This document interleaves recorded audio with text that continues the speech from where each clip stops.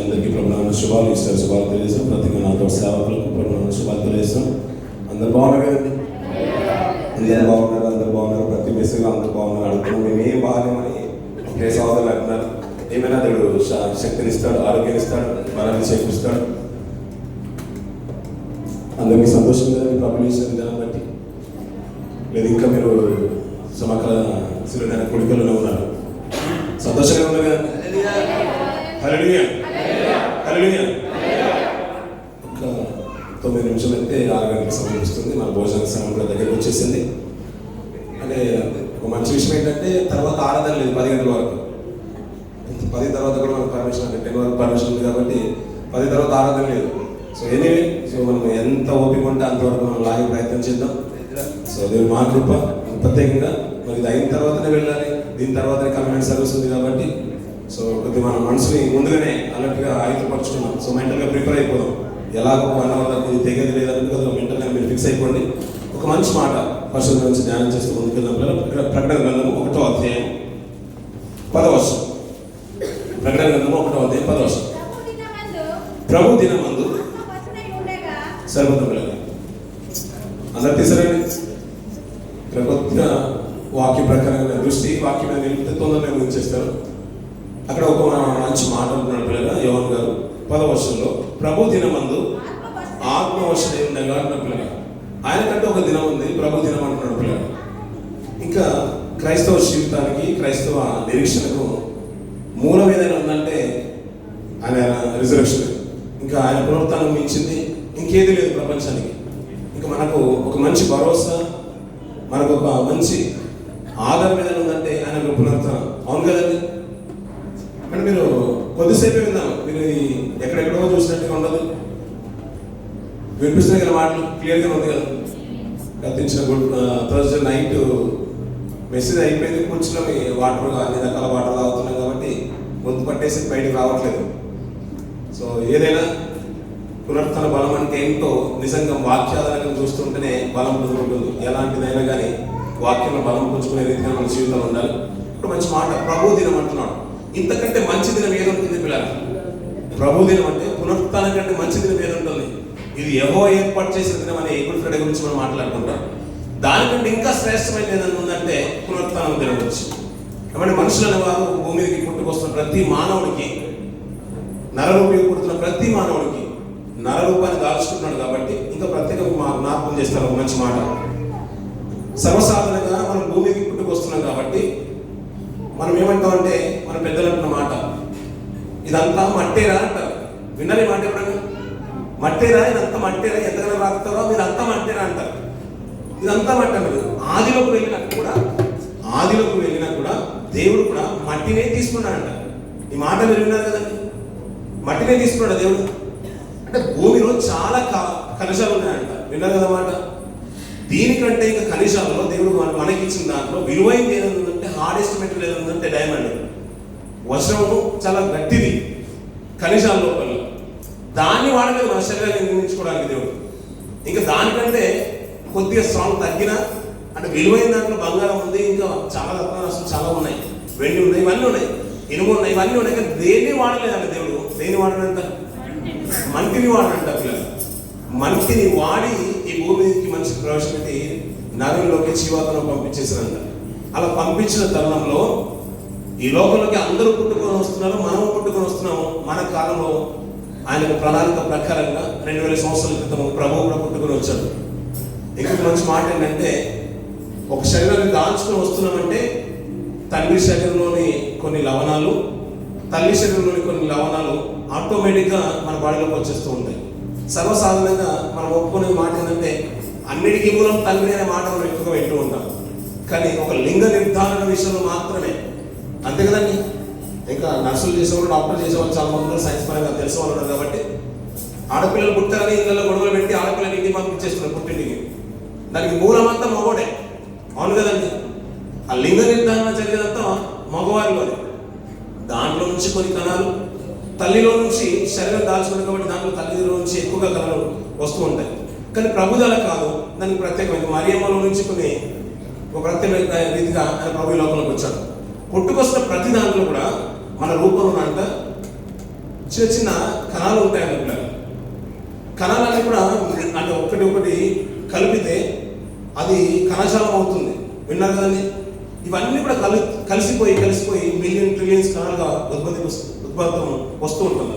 అది తల్లి గర్భంలోకి వెళ్ళిన తర్వాత ఇంకా ఎక్కువగా ఒక్కొక్కటి విడిపోయి కొన్ని లక్షల్లోనూ వేలల్లోనూ మిలియన్స్ ట్రిలియన్స్లోనూ అది ఎక్కువగా ఇంకా డెవలప్ అయిపోయి ఒక ఆకారం మీదకి వెళ్ళి బయటకు వస్తున్నాం మనం. తల్లిలో నుంచి తీసుకొని వచ్చి ఇలా వచ్చిన వాటిలో సర్వసాధారణంగా మట్టిలో నుంచి వచ్చింది కాబట్టి సర్వసాధారణంగా దీనికి లక్ష్యం ఏంటంటే మట్టిలో కలిసిపోయే లక్షణం ఉంటుంది. అవును కదండి? మరి అప్పుడప్పుడు పిల్లలు జ్ఞాపకం చేస్తారు, దేవుడు అంట ఐరన్ స్ట్రాంగ్ అంట, ఐరన్ గట్టిదేని అంటారంట. అది మన బాడీలోకి డైరెక్ట్గా ఐరన్ తినలేదు కాబట్టి దేవుడు ఆకుకూరలో పెట్టాడంట. ఎంతటి కాన్సెప్ట్ అండి! ఆ మైండ్ సెట్ అద్భుతం కాదు. ఆ ఐరన్ డైరెక్ట్గా మనం తినలేము కాబట్టి ఆకుకూరలో పెట్టి మనం తినిపిస్తున్నాడు. అంటే మనం అంత స్ట్రాంగ్ చేయడానికి సైన్స్ భలే వాడుతున్నాడు దేవుడు అనిపించింది. ఆయన చేసిందంతా పోల్చుకుంటే ఇప్పుడు ఉన్నదంతా ఉత్తదా జస్ట్ ఒక డస్ట్ అనిపించింది. అలా మాట్లాడుకుంటుంటే ప్రతిదీ అద్భుతం అనిపించింది. ఈ మాట ప్రభు దినం అనే మాట, నేను ఆత్మవశుడనై ఉన్నాను. ఇది ప్రభు దినం అయితే నీవే వశుడై ఉన్నావు. నువ్వు ఎలాంటి ఆత్మను కలిగి ఉన్నావు, ఎలాంటి స్థితిగతుల్లో ఈ మెసేజ్ టైంకి ఆరాధన ముగిసే వరకు చాలా ఎక్కువసేపు అయింది అంటావా, సనుక్కొని వెళ్తావా, సంతోషంగా వెళ్తావా, గుండెల నిండా దేవుడి ఇచ్చే బలంతో వెళ్తావా, ఏ రీతి వెళ్తావా, భోజనం తృప్తిగా తినేసి వెళ్ళిపోతావా? ఆయన అంటే ఇది ప్రభు దినము, నేను ఆత్మవశంగా ఉన్నా. నువ్వు అనుకోకపోయా ఇది ప్రభు దినం అని నువ్వు ఇష్టం నువ్వు గుర్తెరిగితే ఇది దేవుడిగా నిజంగా ఇది దేవుడి దినమే. నువ్వు ఎట్టి ఆత్మతో ఇక్కడ నుంచి వెళ్తావు. ముగింపు ప్రార్థన వరకు అనుకున్నాం ఏదంటే సర్వీస్ కమ్యూనిటీ సర్వీస్ తర్వాత బాప్తిస్మ ఆరాధనకు వెళ్ళాలి. ఎందుకంటే ఇక్కడ పర్మిషన్ రాలేదు కాబట్టి వచ్చే వాళ్ళని తీసుకుంటానని మాట్లాడే పర్మిషన్ రావట్లేదు అనే ఉద్దేశంతో చాలా బాధ అనిపించింది. ఎందుకంటే దాన్ని పవిత్రంగా ఆలోచించాం ప్రార్థన కూడా. అందుకని ముందు నుంచి మార్నింగ్ నుంచి నేను ఫైట్ చేస్తున్నాం. రాత్రికి అన్నారు కదా పర్మిషన్ ఒక 1 వీక్ ముందే మీరు సబ్మిట్ చేయాలని, మాకు అప్రూవల్స్ లేవని. ఆయన 10 నిమిషాల కోసం చేస్తున్నాను. 2 గంటల 30 నిమిషాల వరకు ప్రయాసపడుతున్నాను కానీ అప్రూవల్ రాలేదు, అవ్వలేదు, కుదరలేదు. ఆయన ఇండియా వెళ్ళిపోయారంటే అక్కడి నుంచి కూడా ట్రై చేస్తున్నాను, కుదరలేదు.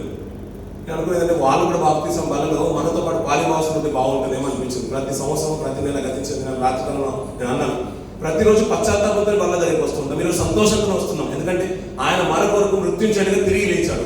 ఒక నిరీక్షణ, ఒక భరోసాను ఇచ్చాడు కాబట్టి సంతోషంగా నా దేవుడు అని చెప్పుకోవడానికి ఒక ఆధారం ఉంది. ఇక చరిత్రలో కొన్ని మాటలు విలువైన మాట మనం ఆలోచిస్తుంటే అపోస్తల కార్యంలో పిల్లలు 2వ అధ్యాయము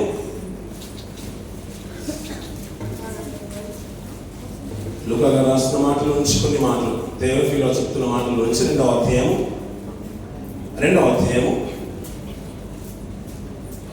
వచనం నుంచి ఆయన గూర్చి దావీదు ఇట్లా నేను ఎల్లప్పుడూ నా ఎదుట ప్రభువును చూచుచుంటిని, ఆయన నా కుడిపార్శ్వమున ఉన్నాడు గనుక నేను కదల్చబడను. కావున నా హృదయం ఉల్లసించెను, నా నాలుక ఆనందించెను, మరియు నా శరీరము కూడా నిరీక్షణ కలిగి ఉండెను అంటారు. దావీదు చూస్తున్నాడు ఎల్లప్పుడూ ఎక్కడ ఉన్నాడంటే ప్రభువు. అందరూ బైబిల్ ఉంది కదండి, కుడి పార్శ్వమున ఉన్నాడంట. మనం సర్వసాధారణంగా తండ్రి కుడి పార్శ్వమున ప్రభు ఉన్నట్టుగా మనం చూస్తూ ఉంటాం. అవును కదండి? దావీదు గారు ప్రవచనాత్మకంగా మాట్లాడుతున్న మాట ఏంటంటే ఇంచుమించు 1000 సంవత్సరాల క్రితం మాట్లాడుతున్నారు. ప్రభు పుట్టుకంటే ఒక 1000 సంవత్సరాలు వెనక్కి దావీదు గారు మాట్లాడుతున్నారు. ఆయన మాట్లాడితే ఏంటంటే నా కుడి పార్శ్వమున ఉన్నాడు ప్రభు, నా కుడి పార్శ్వమున ఉన్నాడు కనుక నేను కదల్చబడను. మీ కుడి పార్శ్వమున ఎవరు ఉన్నారు? మీరు భక్తులే, మనం భక్తులే, నేను భక్తులే. మీ కుడి పార్శ్వమున ఎవరు ఉన్నారు? ఒకసారి అనుకోవాలి పిల్లలు. మనం కూడా ఆమె నా బెస్ట్, ఈమె నా బెస్టీ, ఆయన నా బెస్టీ అన్నట్టుగా మనం ఈ మధ్య కాలంలో చాలా వింటున్నాం. ఆ బెస్ట్ అనే మాట కూడా మనం రాయడానికి ఇష్టం లేక బెస్టీ అని రాసుకుంటున్నాం. ఈ రోజులో ఫ్రెండ్ మారుతుంది కాబట్టి. కాబట్టి మీకు ఎవరు బెస్ట్ పిల్లలు? ఆయన దావీదు అంటే నా కుడి పార్శ్వమున ఆయన ఉన్నాడు కాబట్టి నేను కదల్చబడను. అలా దేవునితో సావాసం చేసే జీవితాల్లోకి మనం వెళ్ళిపోవాలి పిల్లలు. అవును కదండి? కాలక్రమేణా కొత్తలు వచ్చినప్పుడు భయంతో డ్యూటీకి వెళ్ళాం పిల్లలు. ఒక నెల అయిపోయింది, సార్లు తీసుకున్న తర్వాత కొద్దిగా కాన్ఫిడెన్స్ పెరిగిపోయింది. మళ్ళీ నేను ముందుగా వెళ్తుంటాం, మనం లేపాల్సిన అవసరం లేదు. ఒక 1 year అయిన తర్వాత టికెట్కి ఎక్స్పెన్స్, మనం వచ్చిన అప్పులు, ఆ రోజు వచ్చిన పార్టీ అంతా తీరైపోయిన తర్వాత 2 సంవత్సరాలు వచ్చే వరకు ఇంకా మరీ ఓవర్ కాన్ఫిడెన్స్ ఎక్కువైపోతుంది. అవును కదండి? సావాసంలో కూడా ఎలా ఉండాలి పిల్లలు? దేవునితో సావాసంలో, అన్యోన్య సావాసంలో.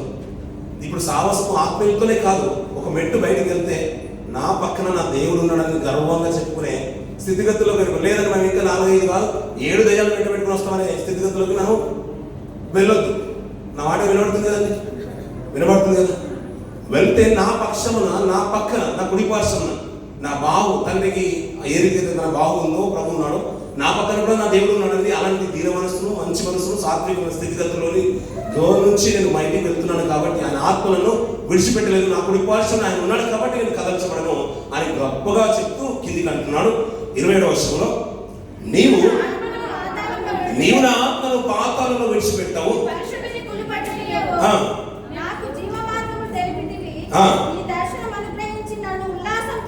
సరిపోతుంది. ఇది ఎవరి గురించి ఇప్పుడు మాట్లాడినా కూడా దావీదు గారు ఆ రోజులు మాట్లాడిన మాటలే అయినా ఇది సాక్షాత్తు ప్రభు కలిగినట్టుగా అనిపిస్తూ ఉంటుంది. తండ్రి కుడి పార్శ్వన ప్రభు ఉన్నట్టుగా. అవును కదండి, నేటికి మనం అదే జ్ఞాపకం చేసుకుని చాలా రిఫరెన్స్ ఉన్నాయి. ఆయన లేచి తిరిగి తండ్రి కుడి పార్శ్వన ఆశీర్వాదను సింహాసనాశీర్వాదం అనే మాట మనం వింటూ ఉంటాం. ఇక్కడ ఒక మాట ఏమన్నాడు, నీవు నా ఆత్మను పాతాళంలో విడిచిపెట్టావు. ఎందుకంటే పాతాళంలోకి వెళ్ళిన వాడు తిరిగి రావాలంటే దేవుని కృప ఉంటేనే బయటికి రాగలుగుతాడు. తిరిగి బయటికి రావడం అసంభవం. అవును కదండి. ఈ మధ్య కాలంలో నేను చిన్న చిన్న వీడియో క్లిప్పింగ్స్ కానీ ఫొటోస్ కానీ ఏదైనా షేర్ చేసి కానీ కొద్దిగా ఒక ఇన్ఫర్మేషన్, లీగల్ ఇన్ఫర్మేషన్ కానీ దానికి సంబంధించింది, ఆర్మీకి సంబంధించింది కానీ ఈ వారికి సంబంధించింది కానీ ఏదైనా మీరు షేర్ చేసినా కానీ అరెస్ట్ చేస్తున్న విషయం మనం విన్నాం కదండి, విన్నారు కదా. ఈ టైంలో ఎవరైనా అరెస్ట్ అయితే బయటికి రావడం చాలా కష్టం అండి. నాకు తెలిసిన చాలా మంది మా తెలిసిన కంపెనీలో ఇంజనీర్ మేము అందరూ కలిసి జాబ్ చేసేవాళ్ళం, అంటే పని చేసేవాళ్ళం. వాళ్ళ కాంట్రాక్ట్ మేము చేసేవాళ్ళం, మా ఆయన చేసేవాళ్ళం. ఇక్కడ ఆర్మీ గేట్ ఉంది కదా, ఇక్కడ కంపౌండ్ ఉంది మనకు అల్హేలో మనం వస్తున్న సెకండ్ వన్. అక్కడ ఉండి ఫోటో తీసి వాళ్ళ ఇంజనీర్ వాళ్ళ పిఎం పంపించేసాను. నేను ఇక్కడ ఉన్నానని లొకేషన్ కూడా షేర్ చేశాను. ఆ తీరా రిటైర్ అయిన ఆఫీసర్ అక్కడికి వచ్చి ఫోటో తీసి ఏం చేసావు అన్నాడు. నేను ఫోటో పంపించాను అన్నాడు. అది ఒక్కటే కారణం, వెంట బెటాలియన్ మొత్తం వచ్చి అతను అరెస్ట్ చేసి నుంచి 6 నెలలు జైల్లో ఉన్నాడు. అప్పుడే పెళ్లి చేసుకుని వచ్చాడు పాకిస్తాన్ నుంచి. 6 నెలలు జైలు ఉన్నాడు. ఎవ్వరు కూడా ఒక మాట మాట్లాడడానికి కూడా అవకాశం లేకుండా అయిపోయింది. చాలా లాభం ఉండేవాడు, సన్నగా అయిపోయాడు. అక్కడ తిండికి నోచుకునేది ఏమీ లేదు. అందుకని ఇప్పుడు ఇది ఎంత కఠినమైతే ఇక్కడ శిక్ష మీద ఎంత కఠినంగా ఉంటే పాత్రలకు వెళ్ళిపోయిన వాడు తిరిగి రావాలంటే అది అసంభవం, అది జరగని పని. అంతవరకు జరిగిన స్థితిగతులు ఉన్నాయంటే అది దేవుని కృప వల్లనే జరిగాయి. అందుకనే మాట్లాడతాం, నీవు నా ఆత్మను పాత్రలో విడిచిపెట్టావు. ఇప్పుడు ప్రభుతో మాట్లాడుతున్న మాట ఏంటంటే, నీవు నా కుడి పార్శ్వన ఉన్నావు కదా తండ్రి, నీవు నా ఆత్మను పాత్రలో విడిచిపెట్టావు. ఎందుకంటే నీ పరిశుద్ధుని కులిపట్టని, నేను పరిశుద్ధుని, నా బ్రతుకు జీవితం అంతా కూడా అలా బ్రతకను కాబట్టి నా ఆత్మను పాత్రలో విడిచిపెట్టావు, నన్ను కుళ్ళుపట్టని అన్న ఉద్దేశం. నీ మాట అర్థం కావడానికి నేను తల్లి గర్భం గురించి చెప్పాను, కొన్ని కణజాల గురించి చెప్పాను.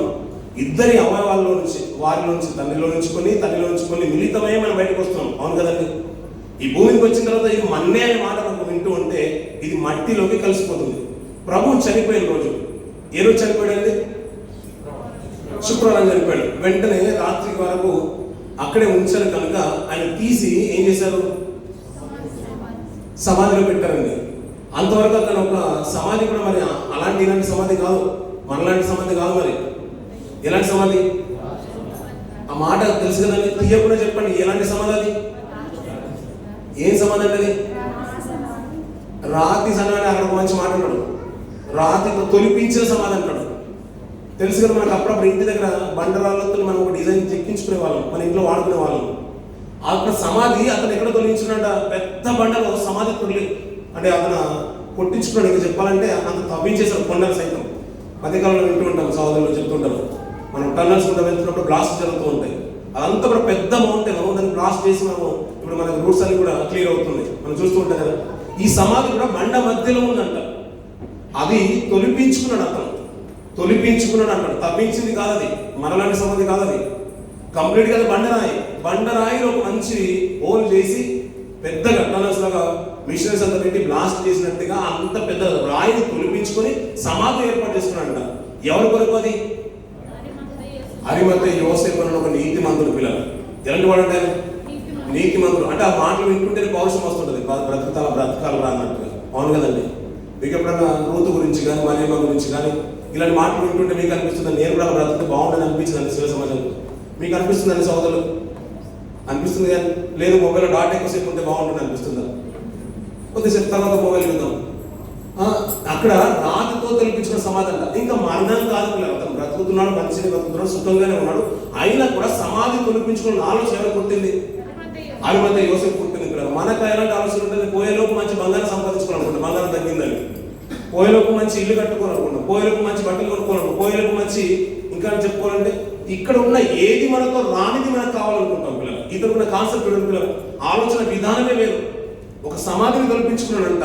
ఇంకా చరిత్రలోకి మనం బాగా వెళ్తే పిల్లలు చాలా మట్టుకు ఎందుకంటే అక్షరాలు అన్ని చూపించిన కొన్ని టైం లేదు కాబట్టి పాత నిబంధన గ్రంథంలో నుంచి కొన్ని మాటలు మనం జ్ఞాపకం చేసుకుంటే ఏలియా గారి సందర్భం కానీ ఎలీషా గారి సందర్భం కానీ చిన్నపిల్లలు బ్రతికించిన సందర్భం బాగా తెలుసు. తీర ప్రవక్త చనిపోతాడు, చనిపోయిన సందర్భంలో కూడా తన శవాన్ని పాత పెట్టినప్పుడు ఇంకొక శవం వచ్చి తగిలినప్పుడు ఎముకలు తగినప్పుడు ఏమైంది, ఆ సైనికుడు బ్రతికినట్టుగా మనం చూస్తాం. చిన్న బిడ్డ బ్రతికినట్టుగా మనం చూస్తాం. ఇంకా ముందుకు వస్తూ ఉంటే చాలా మంది సజీవులైనట్టుగా మనం చూస్తాం. ఇంకా మన ప్రభు దగ్గరికి వచ్చినప్పుడు అయితే ప్రభు కూడా చనిపోయిన బిడ్డను లేపినట్టుగా మనం చూసాం. పౌలు గారు కూడా లేపిన సందర్భాలు ఉన్నాయి. అంటే ప్రభు రాకముందు కొన్ని చనిపోయి తిరిగి లేచిన జీవితాలు మనం చూసాం.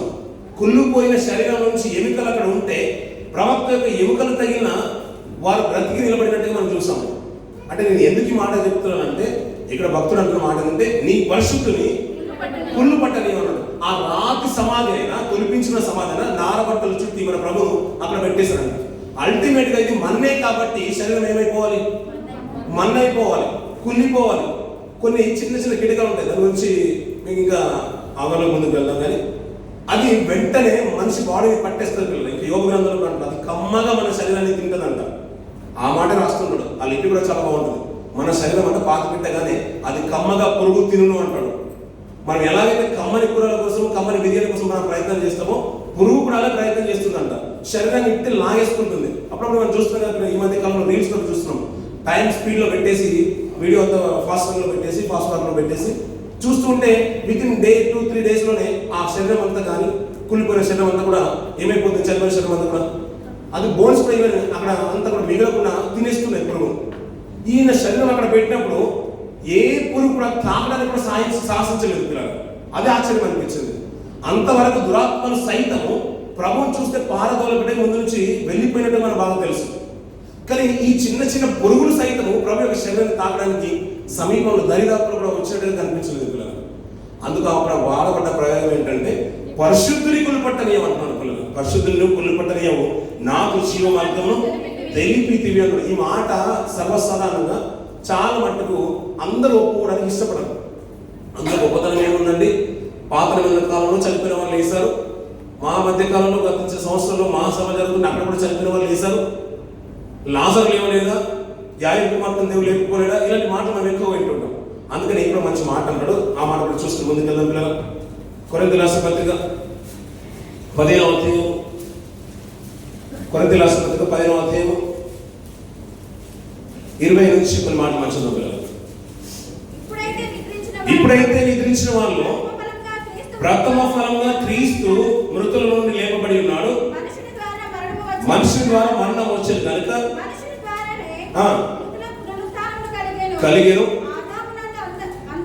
ఆదమునందు అందరూ ఎలాగ మృతి పొందుచున్నారో అలాగనే క్రీస్తునందు అందరూ బ్రతికింపబడుదురు. ప్రతి వాడును సరిపోతుంది పిల్లలు. ఎవరంటే ప్రథమ ఫలము? ప్రథమ ఫలము క్రీస్తు. అంటే మనకు ఆ మాటకు అర్థం తెలుసు కదండి. ప్రథమ ఫలం క్రీస్తు అంటే, ప్రథమ ఫలం క్రీస్తు అంటే ఎవరండి? వాళ్ళ సంవత్సరం వాళ్ళకే ఉన్నది. ప్రథమ ఫలం క్రీస్తు అంటే ఎవరండి? మొట్టమొదటి లేచిన ప్రథమ ఫలము, మీ జ్యేష్ఠ పుత్రుడు ప్రథమ ఫలము, ప్రథమమైన పంట అనే మాటలు ఎప్పుడైనా విన్నారండి? అని అప్పట్లో ఉన్న ఆయననే బాగుండేది. ఇంటి దగ్గర పంటలో నుంచి, కోడిగుడ్డులో నుంచి, సోరకాయలో నుంచి, అన్నింటిలో నుంచి ప్రథమ ఫలం తీసుకొచ్చి ఎక్కడ పెట్టేవాళ్ళు? ఇక్కడ బలిపీఠం దగ్గర పెట్టేసి వెళ్ళిపోయేవాళ్ళు. ఈ కనీసం ఇక్కడ బియ్యం అన్న తీసుకురావట్లేదు. అక్కడ ఆహారం ఉన్నట్లు దేవుని సన్నిధిలో అన్నట్టుగా ఇక్కడ ఏం తీసుకురావట్లేదు. అక్కడ సోరకాయలు సైతం చిన్న చిన్న కోడిగుడ్లు కూడా తీసుకుని వచ్చి అక్కడ పెట్టేసి వెళ్ళిపోయేవాళ్ళు. ప్రథమ ఫలం తీసుకుని వచ్చేవాళ్ళు. ఒక నిబంధన ఉండేది ధర్మశాస్త్ర ప్రకారంగా. అంటే చాలా మంది చనిపోయిన వాళ్ళు తిరిగి లేచారు, కానీ మళ్ళీ చనిపోయారు వాళ్ళు. కానీ చనిపోయి మృత్యుంజనిగా లేచి తండ్రి కుడిపార్శ్వన కూర్చున్న వాళ్ళలో ప్రభు క్రీస్తు ప్రథమ ఫలము అంటున్నాడు. అందుకని అతని శరీరాన్ని కుళ్ళు పట్టనేలేదంట పిల్లలు. శరీరము కుళ్ళు పట్టనేలేదంట. ఇది మన్నే కదా, శరీరాకారంలో వచ్చాడు కదా, మన అందరి శరీరం కులిపోయినట్టుగా, ప్రవక్త శరీరం కులిపోయినట్టుగా ఎముకలతో తాకితేనే అతని శవం తాకినప్పుడు వేరే శవం బ్రతికినట్టు ప్రభు యొక్క శరీరాన్ని కుళ్ళు పట్టడానికి కూడా దేవుడు ఆస్కారం ఇవ్వలేదు. ఆ పురుగులు సైతము దాని దరిదాపులో రావడానికి కూడా సాహసించలేదు పిల్లలు.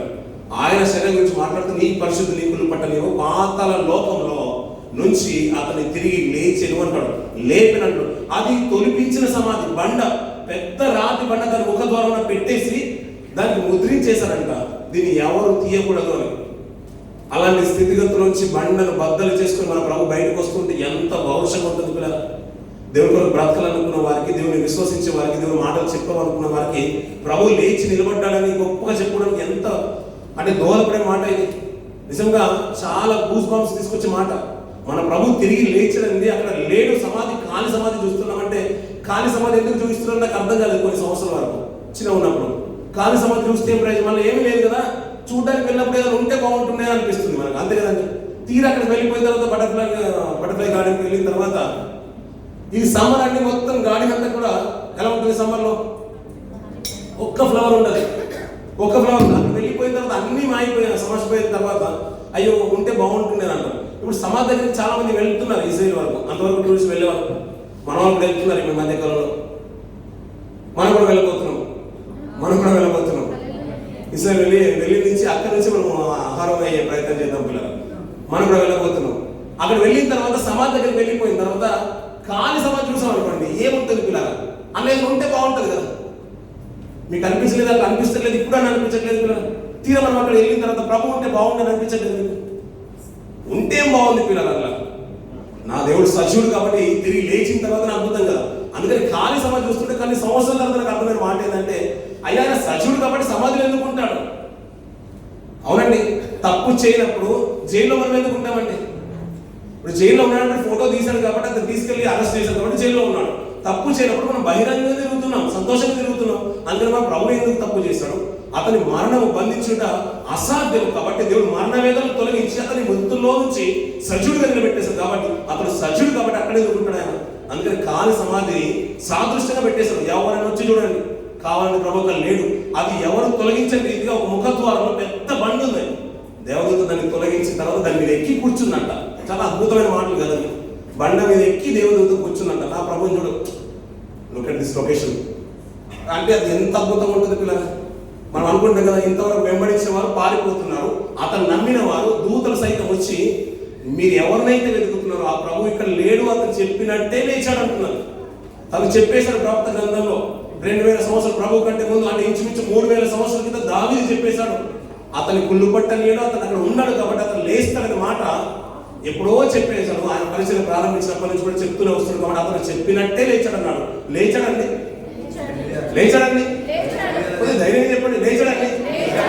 ప్రభు లేచాడు. హల్లెలూయా. సంతోషంగా గుండె నిండా చెప్పుకుని సంతోషం పడుకుని 40 రోజులు ఫాస్టింగ్ చేశారండి. నిజంగా ఈ రోజు తృప్తిగా బిర్యానీ పడుకున్నట్టుగా పండుకోండి పిల్లలు, సంతోషం. మన ప్రభు లేచాడు పిల్లలు. ఎందుకంటే క్రీస్తు ప్రథమ ఫలము అంటాడు. ఎందుకు ప్రథమ ఫలము? ఒకటి రోమీయుల రాసిన పత్రిక మొదటి అధ్యాయంలో, రోమీయుల రాసిన పత్రిక మొదటి అధ్యాయం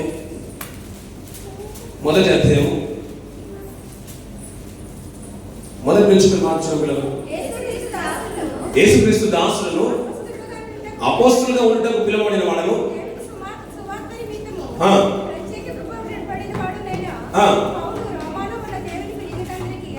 అనగా శుభమని చెప్పి వ్రాయినది మన తండ్రి అయిన దేవుని నుండి యేసుక్రీస్తు నుండి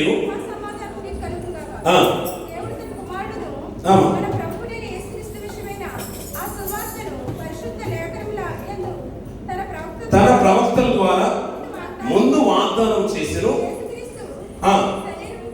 యేసుక్రీస్తు శరీరము బట్టి దావీదు సంతానము గాను మృతులలో నుండి పునరుత్థానుడైనందున పరిశుద్ధమైన ఆత్మను బట్టి దేవుని కుమారుడుగా ప్రభావంతో నిరూపింపబడిన ఒక పవర్ఫుల్ గా అతను చేసిన కార్యక్రమాన్ని బట్టి ఇతడు దేవుని కుమారుడు అంటున్నాం. మాటి అంటారు కదండి, వెళ్ళవాళ్ళందరూ అప్పుడప్పుడు అంటుంటారు, మనోడు బలవంతుడు, చాలా స్ట్రాంగ్ అండి, చాలా బ్లెస్డ్ అనే మాట వింటూ ఉంటాం. మనం కూడా అప్పుడు అంటున్నాం, అయ్యో అతను చాలా బ్రిలియంట్ అండి, చాలా షార్ప్ అంటాడు. ఎప్పుడు ఎగ్జామ్ రాయట్లేదు అనుకోండి, ఎలా ఉంటుంది?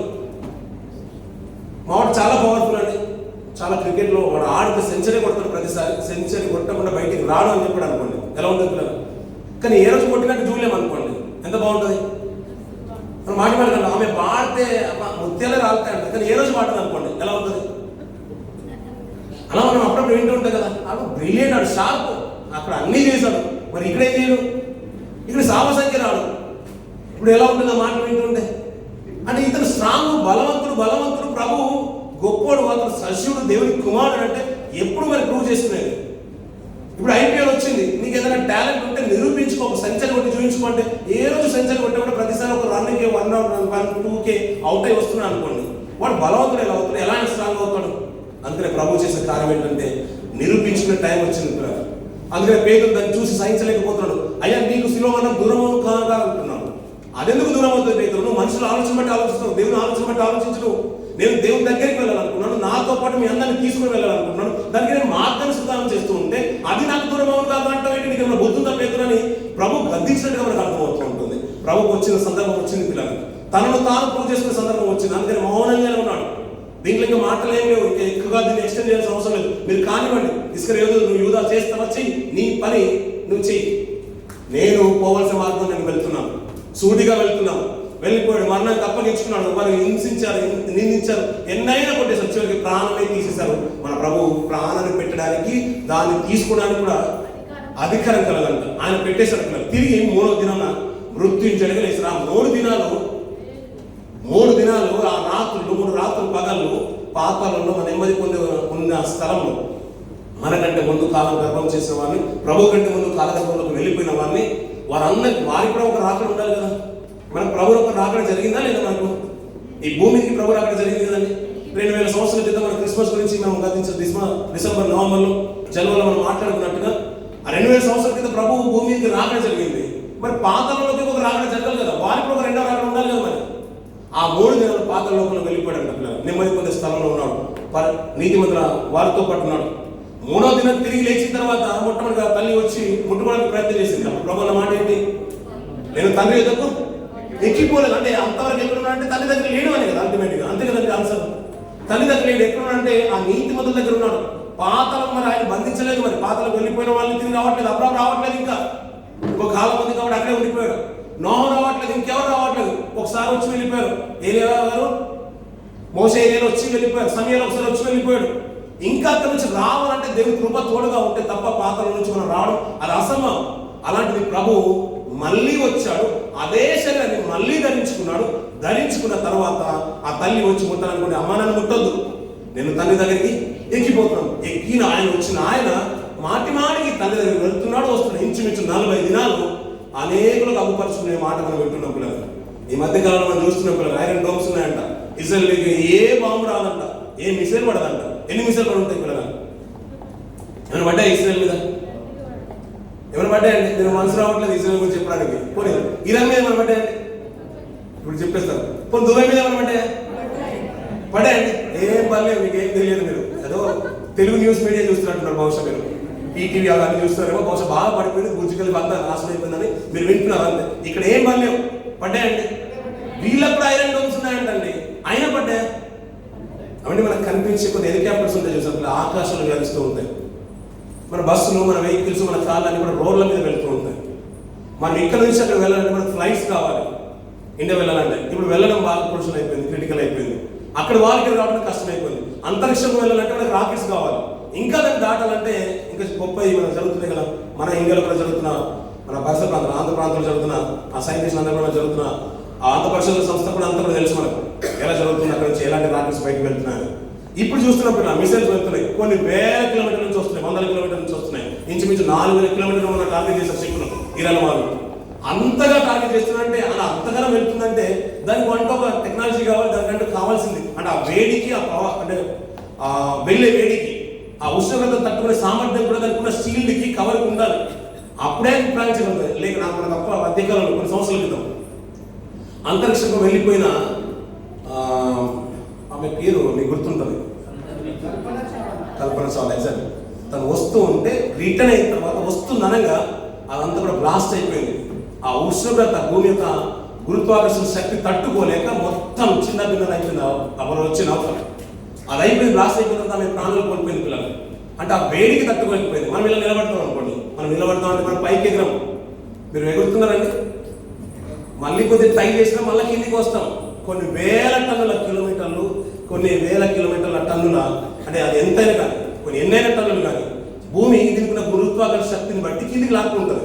మరి అంత 100 కిలోమీటర్లు మనం వెళ్ళి రావాలన్నా 600 కిలోమీటర్ల వేగంతో కానీ, 1000 కిలోమీటర్ల వేగంతో కానీ మనం ఇండియాకి వెళ్ళి వస్తున్నామంటే దానికంటే ఒక సైన్స్ ఉంది. మరి ఇక్కడ నుంచి ప్రభు తండ్రి దగ్గరికి వెళ్ళి వస్తున్నాడంటే మరి దానికి ఎలాంటి సైన్స్ కావాలి? అర్థమవుతుందన్నమాట అండి. నన్ను తల్లి దగ్గర నేను ఎక్కిపోలేదు, తల్లి నన్ను ముట్టిపోతాను. మరి ఎక్కిపోయిన తర్వాత మళ్ళీ వచ్చాడు. వచ్చి అనేక రుజువులు చూపించేశాడు.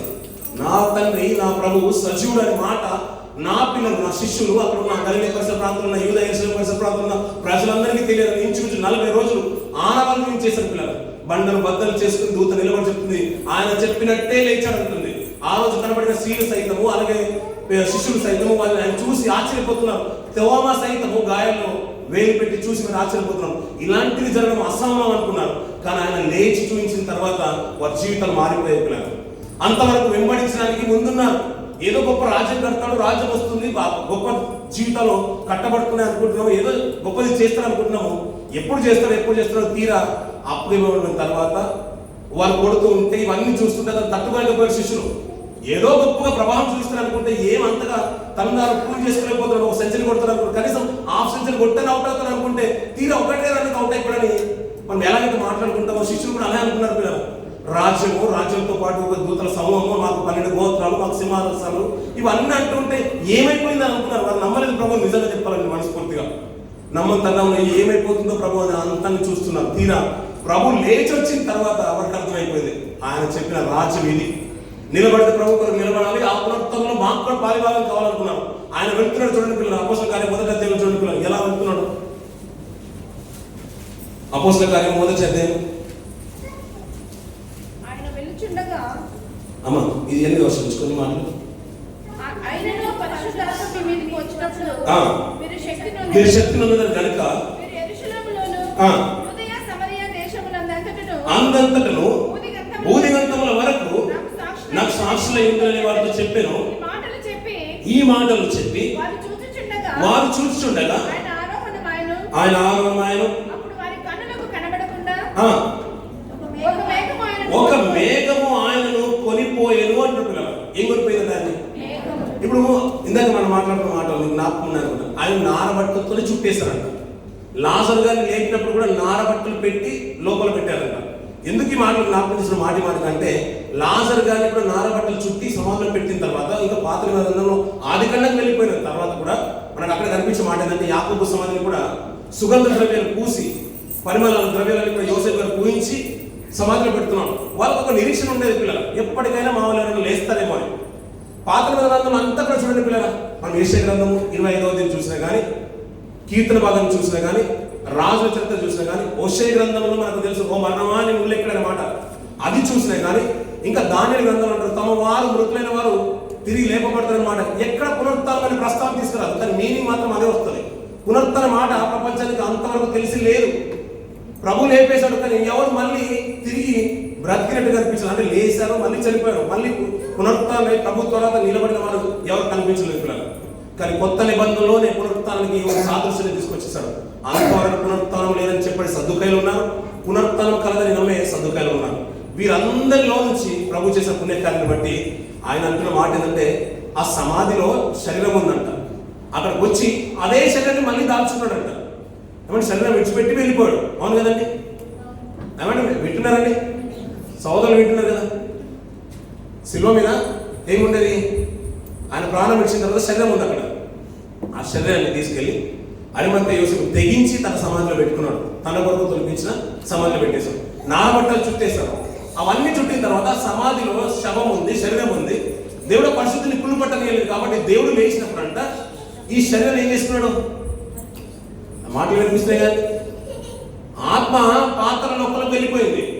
దేవుడు అతన్ని తిరిగి అక్కడ బంధించలేదు కాబట్టి ఆత్మ అక్కడి నుంచి వచ్చి ఏమైపోయింది? ఇక్కడ తిరిగి భూమికి వచ్చినది శరీరం తిరిగి ధరించుకుంది. శరీరం కుళ్ళు పట్టలేదు. పురుగుకున్న లక్షణం ఏంటంటే, ఈ మట్టికున్న లక్షణం ఏంటంటే మట్టిలో కలిపోవాల్సిందే. అయినా ఈ శరీరము ఆ రోజు ప్రభు యొక్క శరీరము కుళ్ళు పట్టలేదు, మట్టిలో కలిసిపోలేదు. ఆ ఆత్మ వచ్చి తిరిగి దీన్ని ధరించేసుకుంది. ఇది ఈ శరీరం కాస్త మహిమ శరీరంగా మార్చబడింది. నా మాట అర్థమవుతుంది కదండి? ఆ 1000 కిలోమీటర్ల వేగమైన 4000 కిలోమీటర్ల వేగమైన రాకెట్ అంత సామర్థ్యం ఉండొచ్చు. కల్పన చావ్లా బహుశా ఆయనకు ఇంకా మంచి రాకెట్ కనుక ఉంటే, ఆ సూర్యుడు కనుక ఉంటే బ్రతుకుండొచ్చు.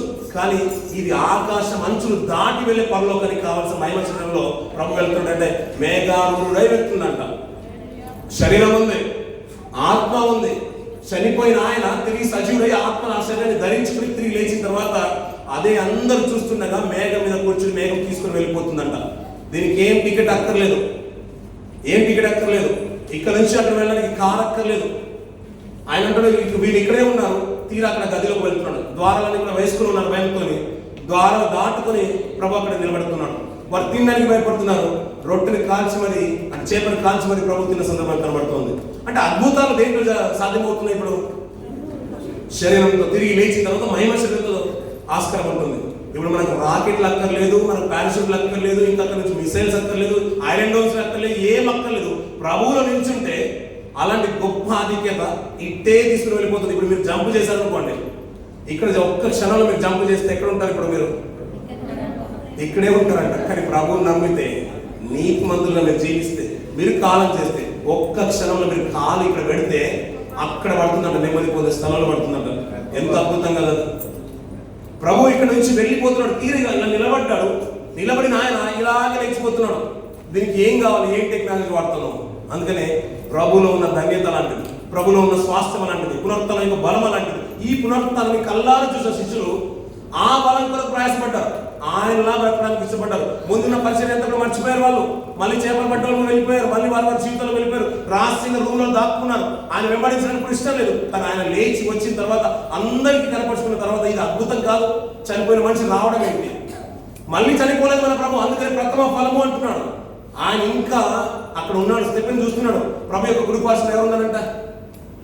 స్టెఫెన్ ఒక ఆకాశం తెరవబడతాయో, దేవుడి కుడిపార్శ్వన కూర్చుని ఉండుంటాయి, ఆయన లేచి నిలబడి ఉంటాయి, చూసేది అంటాడు. అంటే మన ప్రభు ఇంకా సజీవుడుగా ఎక్కడున్నాడు? తండ్రి కుడిపార్శ్వన ఉన్నాడు. ఇప్పుడు ఆయన అలా వెళ్ళిపోతుంటే నీకు కూడా అలా వెళ్ళాలని లేదు పిల్లరా? ఇప్పుడు ఆయన ఇజ్రాయెల్ వెళ్తున్నారు, అందరూ చూసి వెళ్ళడానికి. మనం కూడా వెళ్ళడానికి ఆలోచన ఉన్నాం. మీరు వెళ్ళలేదు ఇంతకు? అయ్యో దేవా, వెళ్ళండి. ఈ మధ్య కాలంలో వెళ్ళండి. యుద్ధం చూసినట్టుంటది, వచ్చినట్టుంటది. వెళ్ళండి. ఇజ్రాయెల్ చూడడానికి మనకు టికెట్ అవసరం, ఫ్లైట్ అవసరం, అన్నీ అవసరం పిల్లలు. మరి ప్రభుతో పాటు ఉండాలని ఆకాంక్ష, వాంఛ ఉండదు మనకు. ఆయనతో పాటు ఉండాలంటే కొన్ని జీవితాలు నేర్పించాలి, కొన్ని సాదృశ్యంగా మనం పెట్టేసాం. అలా బ్రతకండి. అలా బ్రతికితే మీ జీవితాలు కూడా ప్రభువుని దేవుడు ఎలాగైతే లేపాడో, ప్రభువు కూడా తన వారిని ఆ రీతిగానే బ్రతికించుకుంటాడంట. ప్రథమ ఫలం క్రీస్తు, తన వారిని ఇప్పుడు దేవుడు అలాగే లేపుతాడు. అందుకని కొన్ని సాదృశ్యంగా ముందే లేపుంచేశాడు. వారు చనిపోయారు, కానీ ఇప్పుడు లేకపోయేది ప్రతిదీ కూడా మళ్ళీ చనిపోవడానికి కాదు, ఆయనతో పాటు నిత్యం యుగాలు ఆయనతో పాటు నివాసం చేయడానికి అంట. అలాంటి ధన్యత మనకు కావాలి కదండి. భక్తులు అదే అనుకున్నారు పిల్లలు. వారు చూసే జీవితాలు అందరూ కూడా అదే అనుకున్నారు. వారిని చూసిన తర్వాత ప్రభుల బ్రతికితే ప్రభుల బ్రతకాలి, ఆయన ప్రాణం పెట్టడం మేము పెడతాం.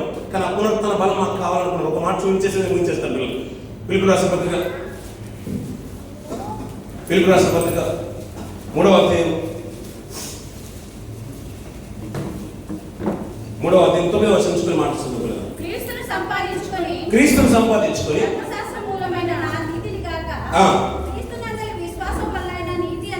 నీతి అనగా విశ్వాసం బట్టి దేవుడు అనుగ్రహించు ఏ విధం చేతనైనను మృతుల నుండి నాకు పునరుత్థానం కలగవలనని ఆయన మరణ విషయంలో సమానుభావం గలవాడనై ఆయనను అనగా ఆయన పునరుత్థాన బలమును ఎరుగు నిమిత్తము, ఆయన శ్రమలలో పాలువాడుట ఎట్టిదో ఎరుగు నిమిత్తము సమస్తమును నష్టపరుచుకొని వాటిని పెంటతో సమానంగా ఎంచుకొనిచున్నాను అంటాడు. ఆయన పునరుత్థాన బలం కావాలి. గతించిన సంవత్సరం కూడా ఈ మాట జ్ఞాపకం చేశాం పిల్లలు. ఏ విధంగా సరే ఈసారి 10th క్లాస్లో మా పిల్లలు ఫస్ట్ రావాలని అనుకుంటారా లేదా పిల్లలు? దాని కొరకు ట్యూషన్ పెట్టిస్తాం, ఎక్స్ట్రా క్లాస్ చేస్తాం, వాడు పడుకున్న లేపుతాం, మళ్ళీ కాఫీ పెట్టిస్తాం, అని కూర్చోబెడతాం. కళ్ళకి నిద్ర రాకుండా, కునుకు రాకుండా తల్లి తండ్రి అందరూ కూర్చోబెట్టి మరి ఎగ్జామ్స్ ప్రిపేర్ చేస్తుంటాం. ఎందుకు? వాడు ర్యాంక్ కొట్టాలి. ఏ విధంగా పోతే పోని రా, ఒక 6 నెలలు కష్టపడరా అంటాం. పోతే పోనీ అయ్యా రిజల్ట్ ఎన్నైనా పోని నేను తీసుకుని వస్తాను. మళ్ళీ నువ్వు ఇంటికి గ్రూప్స్ కోసం సోదరులు పిల్లల్ని తమ్ముని ప్రిపేర్ చేస్తున్నారు, సోదరిని చంద్రమోహన్ ప్రిపేర్ చేస్తున్నారు. పోతే పని మేము ఇక్కడ కష్టపడుతున్నాం కదా, కష్టమైన పర్లేదు, గ్రూప్లో సివిల్స్ ఏదో ఒకటి కొట్టాలి, ఎలాగైనా పర్లేదు. ఈసారి జాబ్ కొడితే బాగుండని అనుకోవట్లేదు పిల్లలు, మనం అనుకోవట్లేదు. ఎన్నోసార్లు మేము ప్రయత్నం చేస్తాను, విజయం దక్కట్లేదు. ఈసారి దక్కాలని పోతే పోయింది, ఈసారి 1,00,000 రూపాయలు పోతే పోయిందని మళ్ళీ మనం దుబాయ్ వచ్చిన దాఖలాలు లేవు, మన సాక్ష్యం వినట్లేదు. అలాగే వాళ్ళు కూడా అనుకున్నారంట. దాని కొరకు సమస్తం నష్టమైన పర్లేదు, పునరుత్థాన బలాన్ని నేను ఎరగాలి. దాని కొరకు నష్టమైన పర్లేదు, కష్టమైన పర్లేదు, ప్రాణం పోయిన పర్లేదు అంటాడు. మీరు ఒక తీర్మానం చేసుకోండి, మీకు కూడా పునరుత్థాన బలం. అలా ఉంటే ఎలా ఉంటుందంటే, మీరు ఇలా నిలబడ్డారు అనుకోండి, ఒకవేళ నేను నిలబడ్డారు, లేకపోతే పడుకున్నారు, కూర్చులో ఉన్నారు, అలాగే ప్రాణం పోయింది అనుకోండి, హాయిగా వెళ్ళిపోతారు తల్లి దగ్గరికి, హాయిగా వెళ్ళిపోతారు. ఎందుకంటే నీతి తత్వం కనుక మనలో ఉంటే, మనం కాలం చేస్తే ప్రభుత్వం పాటు ఇప్పుడు రాకెట్లు అవసరం లేదు, పారాషూట్లు అక్కర్లేదు, భవిష్యత్తు మధ్యలోనే మనల్ని ముంచేయవచ్చు. ఇక్కడ నుంచి వెళ్ళిన వారు మళ్ళీ తిరిగి రాకపోవచ్చు, ఇక్కడికి వచ్చిన వాళ్ళు మళ్ళీ వెళ్ళకపోవచ్చు. కల్పన చావ్లా తిరిగి భూమిని దాటిన దాఖలా లేవు, శవమే బయటకు వచ్చేసింది. అంతరిక్షంలో వెళ్ళి తిరిగి రాలేదు. మళ్ళీ ఈ మధ్య కాలంలో మనం సునీత విలియమ్స్ గారి గురించి మనం విన్నాం. తొందరగా వచ్చేస్తానన్నాడు, ఇంచుమించు సంవత్సరం పైన పట్టింది, సంవత్సరం అయింది కదా, చాలా రోజులు అయింది. ఇది అలా కాదు, ఇది ఒక షూరిటీ, అష్యూరెన్స్ ఇచ్చి వెళ్ళాడు ఆయన. పక్కాగానే వస్తాను, నేను వచ్చి మిమ్మల్ని తీసుకుని వెళ్తాను. నేను ఎలాగైతే వెళ్తున్నాను, ఇంకా దీనికి ఏం అక్కర్లేదు, ఈ గురుత్వాకర్షణ శక్తి కూడా నేను ఆకర్షించలేదు. ఆ రోజు కనుక, నేను వచ్చే రోజు కనుక నీవు నీతిని కాపాడుకుంటే, నీ సమాధానం నీ జీవితంలో కనుక ఉన్నట్లయితే, ప్రభువును సొంత రక్షణను అంగీకరించి ఆయన మరణంలో ఎలాగైతే పాలిభాగస్వామ్యం అవుతున్నామో, పాతి పెట్టడం, ముంచి తీసాం అంతే. మనం కూడా ముంచి తీయబడ్డాం, ఒకసారి పాతి పెట్టబడ్డాం, తిరిగి లేచాం. మళ్ళీ నువ్వు పాతి పెట్టబడద్దు, మళ్ళీ లేచిన వాడు ఇక్కడ నుంచి ఎలా వెళ్ళిపోవాలి, ప్రభుతో పాటు వెళ్ళాలి. అందుకనే కడగూర శబ్దం మ్రోగగానే ప్రభువు మొదట వస్తాడంట. ఆయన వచ్చినప్పుడు తన వారిని తీసుకుని వెళ్తాడంట. ఆయన వెళ్తున్నప్పుడంట మనం ఇట్టే లేపబడాలి అంతే. ఈ గురుత్వాకర్షణ శక్తి మన కాళ్ళను లాగడానికి పనిచేయదు, అది ఎంత టన్నులైనా కిందికి లాగుతూనే ఉంటుంది భూమి. మనల్ని ఈ రీతిగా ప్రభు వచ్చినప్పుడంట ఆయన ఇంకా మేఘాలు కూడా లేదు, మేఘం మీద కూర్చొని మరీ వస్తాడు, మేఘ వాహనమే వస్తాడు. ఆయన మేఘం తీసుకెళ్ళట్లేదు, ఆయన వస్తున్నాడు అంతే. మనమేమో కూడా మేఘాల మీద వెళ్తాం కాదు కదా, మేఘం కాదు అతని వాహనం, ఆయన వస్తున్నాడు అంతే. ఆయన వచ్చినప్పుడు దానికి మేఘం అక్కర్లేదు, ఏమక్కర్లేదు. ఆయన ఏ రీతిగా అయితే వెళ్ళాడో అదే రీతిగా మళ్ళీ వస్తాడు. అలా ఆయనతో పాటు నీకు ఉండాలని వాంఛ లేదు నీకు, ఆయనతో పాటు నీకు వెళ్ళాలని ఆశ లేదు నీకు. ప్రభుత్వ పాటు ఉన్నాడు పిల్లలు, ప్రభుత్వ పాటు ఉన్నాడు. నీకు ప్రియమైన భక్తులు ఉంటారు, నీకు ప్రియమైన సేవకులు ఉంటారు, ప్రియమైన సహోదరిమణులు ఉంటారు. అలాంటి భక్తులు ఇందులో చాలా మంది ఉన్నారు కదా, వారిని చూడాలని ఆశ లేదు నీకు. అంతెందుకు, మన ప్రభువుని చూడాలని నిరీక్షణ లేదు నీకు. నీ కొరకు గాయం పొందాడు, నీ కొరకు పక్కలో బల్లం పొడుచుకున్నాడు, నీ కొరకు కొరడ దెబ్బలు తిన్నాడు, నీ కొరకు తన ప్రాణంలో ఉన్న రక్తంలో అంతా కూడా ఇక్కడ అన్నిటిలో కార్చి వెళ్ళిపోయాడు. నీ కొరకు ప్రాణం పెట్టి మృత్యుంజడానికి తిరిగి లేచిన తర్వాత గొప్ప నాయకుడిని చూడాలన్న వాంఛ నీకు అసలు పుట్టట్లేదు. నీ రక్షణకు ఉన్న ప్రతిఫలం ఏంటి, నీ రక్షణకు ఉన్న నిరీక్షణ ఏంటి? ఈ ప్రభు దినం అయితే అతను ఆత్మవశుడు అయిపోయాడు కదా. ఈరోజు పునరుత్థాన దినం కదా, నువ్వు ఎలాంటి వస్త్రాలు ఉన్నావు, ఎలాంటి వస్త్రాలు ఉన్నావు, దేవునితో ఉండాలని నీకు లేదు. వచ్చే ఈస్టర్లో ఒకరు నా ప్రాణం పోతే ప్రభా నేను నీతో ఉండాలి, నీ గుంపులో ఉండాలి, ఆ యాజక సమూహంలో ఉండాలి, ఆ చేసిన సంఘంలో నేను ఉండాలి. పునరుత్థానంలో అన్ని సంపూర్ణ యాజక సమూహంలో నేను కూడా ఉండాలి, ఆ విశ్వాస వీళ్ళ జాబితాలో నేను కూడా చేర్చబడాలి. దానికి ఏం చేయాలంటే నీతిని, సమానత్వం, నీది అన్ని ధైర్యం, ఇవన్నీ కూడా మీరు ధరించుకోండి. ధరించుకున్నప్పుడంట దానివల్ల కష్టాలు వస్తాయి, బాధలు వస్తాయి. ఇవన్నిటికి బాధలు వచ్చిన పర్లేదు, ఇవన్నీ కూడా నష్టంగా ఎంచుకున్నాడంట పౌలు గారు. ఏ విధంగా అయినా పర్లేదు, అది ఎట్లయినా పర్లేదు. ప్రాణం పోతుందా పోని, సమస్తం నష్టమవుతుందా, ధనం పోతుందా, నా ధర్మశాస్త్రం పోతుందా, నా చదువు పోతుందా, ఏ పోయినా పర్లేదు. నా ధర్మశాస్త్రంలో నా ప్రావీణ్యతను కూడా నేను విడిచిపెట్టుకున్నాను. ఎందుకంటే ప్రభువుతో ఆ పునరుత్థాన బలం ఏంటో ఎరుగు నిమిత్తం అంటాడు. ఆయనతో పాలిభాగంగా ఉండాలి. ఆయన వచ్చి పిల్లరా ఎప్పుడైతే పౌలు గారికి కనబడ్డాడు, సౌలు గారికి కనబడ్డాడు, ఆశ్చర్యపోయాడు. నేను అది ఆ రోజు సమ్మతించిన వాడు నేనే కదా, ఆ రోజున ఉన్నవాడు నేనే కదా, ఆయన చనిపోయినా ఎలా వచ్చాడని. మళ్ళీ పౌలు గారితో గలతీ పత్రికలు కూడా మాట్లాడుతున్నాడు, ప్రభుత్వంతో మాట్లాడుతున్న సందర్భంలో కూడా గలతీ పత్రికలు రాస్తూ ఉంటాడు. అంటే అతను చనిపోయి కూడా పునరుత్థానం తండ్రి కుడి పక్షాన ఉంటే ఆ పునరుత్థాన బలం అందరికీ ఇస్తారన్నప్పుడు నేను ఎందుకు కోల్పోవాలి దాన్ని, నేను ఎందుకు కోల్పోవాలి? ఇలాంటి ఇష్టాలు ఎన్నో వస్తుంటాయి. ఆయన పునరుత్థానమైన విధానాన్ని మనకు గుర్తు తెలుగుతుంది పిల్లలు. ఈ పునరుత్థానం మనకు కూడా ఇస్తారంట. అందరూ చనిపోతారంట పిల్లలు, నరమాత్రులైన వారు అందరూ చనిపోతారంట. మరి ఈ పునరుత్థానం ఎంతమందికి? అందరూ చనిపోతారు, తిరిగి లేచేది ఎంతమంది? ఇంకా చాలా మంది మాట్లాడుతారు పునర్జన్మలు అంటారు. పునర్జన్మలు లేవు. తిరిగి జన్మించండి. ఇక్కడే పాత జీవితాన్ని విడిచిపెట్టి తిరిగి కొత్త జీవితాలకు వస్తున్నాం. ఇక్కడికి నుంచి వెళ్ళిపోతే ఇంకేముంది? తిరిగి నూతనంగా తండ్రితో పాటు ఉండడమే, ఆ నిత్యత్వంలో ఉండడం. దేవుని కొరకు బ్రతికేవారు వాళ్ళ కొరకు స్వతంత్రించుకుంటారు, లేకపోతే నరకంలోకి వెళ్ళిపోతారు. ఆ నిత్యత్వంలో ప్రభుత్వం ఉండాలని నీకు ఆశ ఉంటే కనుక నీతిని ధరించుకో. నీకున్నదంతా కూడా సమస్తాన్ని నష్టంగా ఎంచుకున్న పర్లేదు ప్రభు కొరకు, ఆ పునరుత్థానం కొరకు. ఇది డబ్బు పెడితే వచ్చేది కాదు. ఇక్కడ నుంచి ఫ్లైట్స్ అన్ని కూడా బ్యాన్ అయిపోతే ఫుజిరా నుంచి చార్టర్ ఫ్లైట్స్ వేశారు. ఇంచుమించు 3,800 టికెట్. ఫస్ట్ వార్ స్టార్టింగ్ లో కొంతమంది ధనవంతులైన వారు వెళ్ళిపోయారు. కానీ ఇది దానికంటే కూడా ఎక్స్పెన్సివ్ ఉంది. దేంతో కొనలేంది, దేంతో కూడా కొనలేంది. ఇప్పుడు తన బలాన్ని ప్రభు మనకి ఇచ్చేసాడు పిల్లలు. ఈ రోజు ఇద్దరు రక్షింపబడ్డారు నూతనంగా, ఇద్దరు రక్షింపబడ్డారు. ఆయన రక్షణలోకి వచ్చేసారు. ఎలాంటి ఉత్సాహము, ఎలాంటి సంతోషం మీ గుండెలో ఉందో అది తుదబట్టు కాపాడుకోండి. రక్షణలోకి వచ్చినప్పుడు నిజంగా కొన్ని విషయాలు అంటే చిన్నప్పటి నుంచి కుటుంబంలో ఉన్నా, క్రైస్తవ కుటుంబంలో ఉన్నా కాబట్టి చాలా దాని గురించి అవగాహన సరిగా లేదు. మా దేవుడేలే, మావాడే కదా, మా పాస్టరే కదా అనే ఫీలింగ్తోనే ఉన్న వాళ్ళం మనం అందరం. కానీ ఇప్పుడు రక్షణకు వస్తున్న వాళ్ళన్న మీరన్న బలమైన మాటలు చేత మీ హృదయాలు కట్టుకోండి. బదులంగా ఉండాలి, పడిపోకుండా నిలబడండి. ప్రాణం పోయిన పర్లేదు, పాపానికి మాత్రం అవకాశం ఉంది. ఇదే చెప్తాను, ఒక కన్య తన కన్యతో కాపాడుకున్నట్లుగా మీ పరిస్థితులు మాత్రం కాపాడుకోండి. దేవుడు చూస్తే నా కొరకు వీళ్ళు ఉన్నారని చెప్పాలి. నువ్వు ఉన్నావని నా దేవుడు నీ దేవుడు చెప్పాలి. ఆ రీతిగా మన జీవితం కట్టుకున్న పిల్లలు ఆ పునరుత్థానంలో, తిరిగి పునరుత్థానంలో ప్రభు వచ్చినప్పుడు అంట ఆ సహోదరు అంటుంది, దేవా ఆయన వస్తాడు, నువ్వు వచ్చినప్పుడు నా సహోదరులు లేస్తాడనే నిరీక్షణ నాకు ఉంది. అలాంటి నిరీక్షణ మనకు ఉండాలి. ఆయన వచ్చినప్పుడు నేను లేస్తాను. మనం లేవాలంటే ఎలా ఉండాలి? ఆయన ప్రభు దినందు ఏ ఆత్మవశమై ఉంటున్నావు? నీ జీవితకాలం అంతా, నీ శేష జీవితకాలం అంతా కూడా ఎలాంటి జీవితంలో ఉంటున్నావు? ఆయన నేను లేపుతానంటున్నాడు. ఆయనకు దానికి కావాల్సిన షూరిటీ ఇచ్చేసాడు, అన్ని రుజువులన్నీ కూడా చూపించేశాడు కదా. నీ జీవితంలో గొప్ప కార్యాలు చేస్తాడు, నా జీవితంలో గొప్ప కార్యాలు చేస్తాడు. ఇంత చేసిన తర్వాత కూడా ఆ పునరుత్థానంలో మనం కనుక లేకపోతుంటే, పునరుత్థానం అంటున్నారు. ఇంత పునరుత్థానం అంటే అర్థమవుతుంది కదండి, అర్థమైంది కదండి. మనం చనిపోయిన తర్వాత ప్రభుత్వం ఉండబోతున్న పిల్లలు ఈ శరీరం మళ్ళీ దాల్చుకుంటాం. ఇది మహిమ శరీరంగా మార్చబడుతుంది. ప్రభుత్వం నిత్యము సదాకాలం ఉండబోతున్న పిల్లలు. అలాంటి ఆధిక్యత మనకి ఇవ్వబోతున్న పిల్లలు. ఈ ఆధిక్యత సంపాదించుకోకపోతే ఈ జీవితం అంతా కూడా వృధాలే. ఆ పునరుత్థానానికి మనం లేపబడినట్లయితే ఎన్ని చేసినా శూన్యమే. ఎన్ని యాగాలు చేసినా, ఎన్ని యాచనలు చేసినా, ఉపవాసాలు చేసినా, జాగరాలు చేసినా శూన్యమే పిల్లలు. దానిలో ఆ పునరుత్థానంలో పాలిభాగస్తులు ఉండాలని భక్తులందరూ ప్రయాసపడ్డారు పిల్లలు. దాని కొరకు తన ప్రాణాలు పెట్టేశారు. ఈ నేటికి జరుగుతున్న సంమాన కానీ, హింసలు కానీ, ఆయా ప్రాంతాల్లో జరుగుతున్న చిత్రహింసలు కానీ, మన భారతదేశంలో గతించిన దినాలు మనం విన్నాం.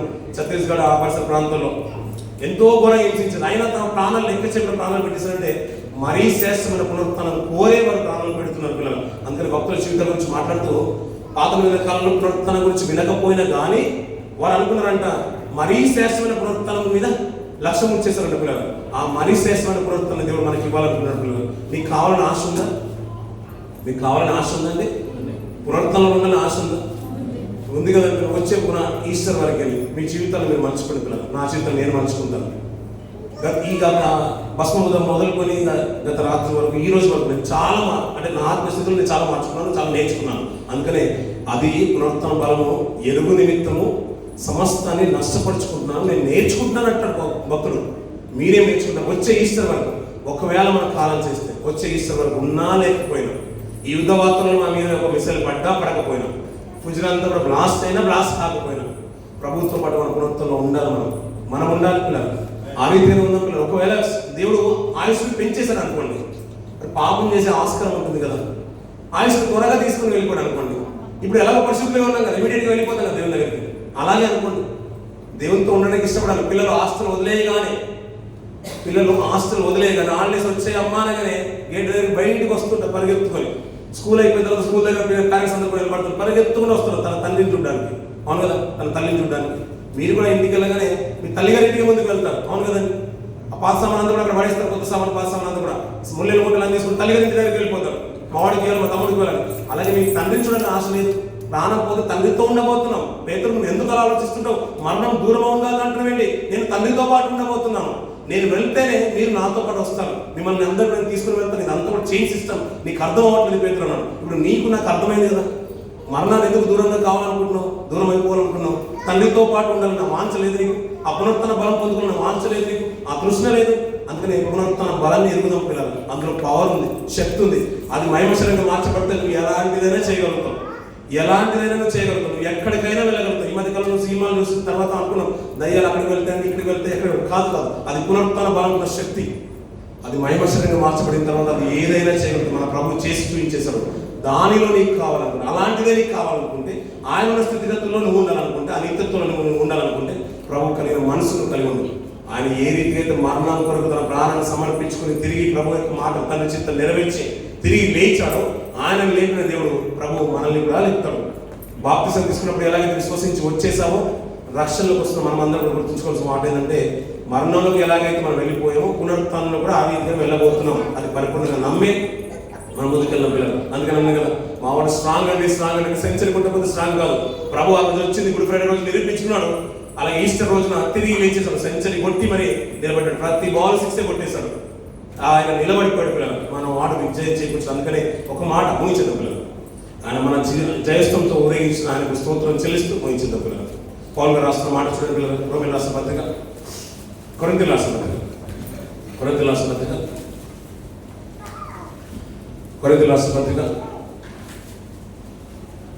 10వ అధ్యాయం, మొదటి కొరింథీయుల రాసిన పత్రిక 10వ అధ్యాయం 54వ వచనం నుంచి కొన్ని మాటలు చూద్దాం.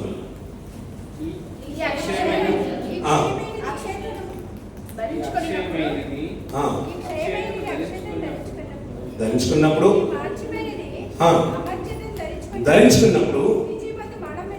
విజయమందు మరణము మింగివేయబడనని వ్రాయబడిన వాక్యము నెరవేరును అంటాడు. విజయమందు ఏమైందంట? మరణం ఏమైపోయింది? అంతవరకు మనం పాత గ్రంథం బాగా తెలుసు, కొత్త కొన్ని మాట మనకి ఎక్కువ తెలుసు కాబట్టి నేను ఇంకా ఇంట్లో వెళ్ళలేదు. ఎందుకంటే మరణం కంట అపవాది కంట మరణ బలం ఉందంట. ఎబ్రిల్ రాసిన పత్రిక 2వ అధ్యాయం మనం చూస్తూ ఉంటాం. వాడికంట మరణ బలం ఉందంట. ఆ మరణ బలాన్ని విడిపించడానికే ప్రభు పాపశాఖ కాలంలోకి లోపలికి వచ్చేసాడు. ఆ మరణ వేదన తొలగించి దేవుడు ఆయన లేపాడు. దాని గురించి మాట్లాడుతూ విజయమందు మరణము మృంగివేయబడను. నేను ఏదో అనుకున్నాను, గొప్పగా అనుకున్నాను, ఇది బాగా టఫ్ ఉంటుంది అనుకున్నాను. కానీ ఇట్టే జాబ్ వచ్చేసింది, నాకు ఫస్ట్ ర్యాంక్ వచ్చేసిందని 10th క్లాస్లో మీరు ప్రిపేర్ చేసిన తర్వాత మీ కుమారుడు గారు మీ కూతురు గారు చెప్తే ఎంత సంతోషం ఉంటుందో. ఐఏఎస్ టాపర్స్ గురించి మనం వింటూ ఉంటాం. వాళ్ళు చెప్తుంటారు, ఇప్పుడు మనం సివిల్స్ ప్రిపేర్ అవుతున్నాం, వచ్చే సంవత్సరం లోపల తమ్ముడు కొట్టేసారు అనుకోండి, ర్యాంక్ సీట్ వచ్చేసింది అనుకోండి, చాలా టఫ్ అనుకున్నాను అన్నా కానీ చాలా ఈజీగా వచ్చేసింది, ఇట్టే రాసేసింది అనుకున్నాను అన్నాడు అనుకోండి, ఎంత సంతోషం ఉంటుంది పిల్లలు. ఆ మరణ గురించి ఎంతో చరిత్రకారులు గొప్పగా రాసేశారు పిల్లలు.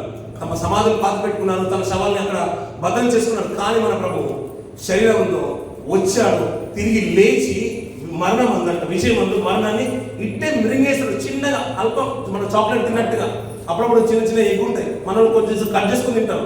అప్పుడప్పుడు మనం పెద్దోళ్ళు ఏం చేస్తారంటే ఏం చేస్తారు పిల్లరా, ఇట్టే మింగేస్తారు. అది ఇట్లా మింగేస్తారు అంతే, అది లోపలికి వెళ్ళిపోతుంది, ఎగ్గుతో సహా వెళ్ళిపోతుంది. చిన్న చిన్న కట్ చేసుకుని తినేవాళ్ళు ఉంటారు, 2 భాగాలు చేసుకుని తినేవాళ్ళు ఉంటారు. కొంతమంది ఏం చేస్తారు, మింగేస్తారు. అలా ఏదో గొప్ప అనుకున్న మరణం అంటే మరణం ఏమైపోయింది, విషయమందు మరణము మృంగివేయబడని నీకు అంత పౌరుషంగా చెప్తూ, ఓ మరణమా నీ విషయం ఎక్కడ, ఓ మరణమా నీ ముళ్ళు ఎక్కడ, మరణకు ఉన్న ధర్మశాస్త్రమే అయినను మన ప్రభువైన యేసు క్రీస్తు మనకు జయమని గ్రహించిన దేవునికి స్తోత్రము కలుగును గాక అన్నాడు పిల్లలు. హల్లెలూయా. అద్భుతమైన మాట కాదు పిల్లలు, మనకు ఒక విజయాన్ని చేకూరుస్తున్నాడు, మనకు ఒక జయాన్ని చేకూరుస్తున్నాడు తండ్రి మూలంగా. అందుకనే అత్యధికంగా మనకు విజయం చేస్తున్న దేవునికి ఎల్లప్పుడూ మహిమ కలుగును గాక. ఆయన మనం రక్షణకు వచ్చేసామంటే ఒలికి నమ్మి రాలేదు, ఆయన స్వస్థతలు చేస్తారని నమ్మి రాలేదు, మనకు ఉద్యోగం ఇస్తారని కాదు, మన జీవితంలో గొప్ప మేలు చేస్తారని కాదు. అవన్నీ చాలా స్వల్పమైనది. మన ప్రభువు మన రక్షకుడు క్రీస్తు మరణాన్ని జయించి లేచిన మృత్యుంచాడు, అతడు సజీవుడు. అందుకనే ప్రకటన గ్రంథంలో అంటాడు, నేను మరణమైందని కానీ ఇప్పుడు సజీవుడు, యుగ యుగములకు నేను సజీవుని, పాతాలకు తాలపు చెవుల ద్వారాలు కూడా నా దగ్గర ఉన్నాయి. ఒకవేళ మీరు అక్కడికి వెళ్ళినా కానీ దాన్ని విడిపించుకొని రావాల్సిన సామర్థ్యం నాకు ఉంది. అందుకని నాయందు నిరీక్షణ ఉంచమన్నాడు. ప్రభునందే మన మాట అందే, ఆయన అందే మన లక్ష్యం ఉంచుదాం పిల్లలు. ఆయనతో పాటు వెళ్ళాలని నిరీక్షణ కలిగి ఉందాం, ఆయన చూడాలని వాంఛ కలిగి ఉందాం పిల్లలు. నా తల్లిదండ్రులు చూస్తే బాగుంటుంది, పిల్లలందరూ కూడా త్వరపడి పరిగెత్తుకుని వస్తూ ఉంటే ఎంత సంతోషం ఉంటుందో. మన తల్లిగారి ఇంటికి వెళ్ళడానికి మీరు ఎంత సంతోషపడతారో, మన తల్లి దగ్గరికి వెళ్ళడానికి మీరు ఎంత ఇష్టపడుతుంటారో, మన మంచి వాళ్ళ దగ్గరికి వెళ్ళడానికి. అలాగే మన ప్రభు మన కన్న తండ్రి పిల్లలు, మన కన్న తండ్రి ఈ లోపలికి ప్రవేశపెట్టేసాం, ఆయా తల్లి గర్భంలో ఈ లోపలికి వచ్చేసాం. తిరిగి పిలుచుకున్నప్పుడు సంతోషంగా వెళ్దాం. అలా వెళ్ళాలంటే నీకు నీతి ఉండాలన్నాడు, యథార్థత ఉండాలి, పవిత్రత ఉండాలన్నాడు. ఆ పవిత్రత అన్ని కూడా కలిగి బ్రతుకుదాం. ఆ నిత్యత్వంలో తండ్రితో పాటు ప్రభుత్వంతో పాటు ఆయన కుడిపార్శ్వం ఉండాలనే తృష్ణతో బ్రతుకుదాం పిల్లలు. అలాంటి జీవితాలు దేవుడు ఇంకా స్థిరపరచడం కాక, ఇంకా ఆత్మ జీవితాలతో ఆత్మ మేలు దేవుడు మనం స్థిరపరిచి బలపరచడం కాక, ఇంటి మాటలు నా ఆత్మీయ జీవితానికి ఈశ్వర పర్వదినానికి చేరువ అందరి హృదయంలో నాటకం చేయడం కాక, ఇక్కడ మన దేవుడు ఏం ఆశ్రయించడం కాక. Thank you so much.